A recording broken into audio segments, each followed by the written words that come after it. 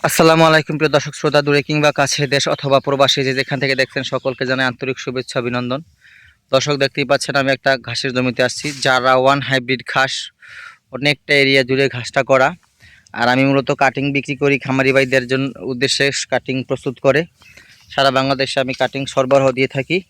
আমার ইচ্ছা হচ্ছে পরিপক্ক কাটিং করে শতভাগ ভালো মানের কাটিং নিশ্চিত করে চাষ করে খামারি ভাইদের কাছে বিক্রি করি, নিজস্ব চ্যানেলের মাধ্যমে, প্রতিবেদনের মাধ্যমে।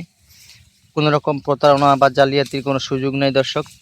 সামান্য টাকা, কুরিয়ারের টাকাটা অ্যাডভান্স করেই কিন্তু আপনি হাজার হাজার টাকা আর কাটিং নিতে পারেন ক্যাশ অন ডেলিভারিতে। দেখেন কাটিংয়ের মান, কোয়ালিটি 100%, খুবই সুন্দর কাটিং।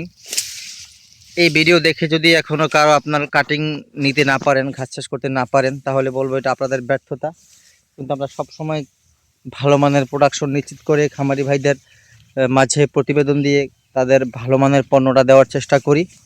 দেখতে পাচ্ছেন সাম্প্রতিক ভিডিও, ঈদ চলে গিয়েছে, রোজার ঈদ 2026 সালের। এখন ঈদের পরবর্তী সময় কুরিয়ার চালু হয়েছে বিধে আমরা ঘাস কাটা শুরু করে দিয়েছি। আমরা বিন্দাস আবার ঘাস কাটতে থাকবো, এরকম কাটিং কাটতে থাকবো, বিক্রি করতে থাকবো, চলমান থাকবে আমাদের কাজ আবার রোজ কুরবানির ঈদ আসা পর্যন্ত। আপনি চাইলে এখনও সময় আছে, এরকম ভালো মানের কাটিংগুলো যেহেতু দেখেছেন ভিডিওতে, আপনি এই কাটিং সংগ্রহ করে ঘাস চাষ করে নিতে পারেন। ঘাস চাষ করে খামারিরা কখনোই ঠকেনি, আদৌ ঠকবে না। ঘাসের উপর কোনো কিছু হতে পারে না।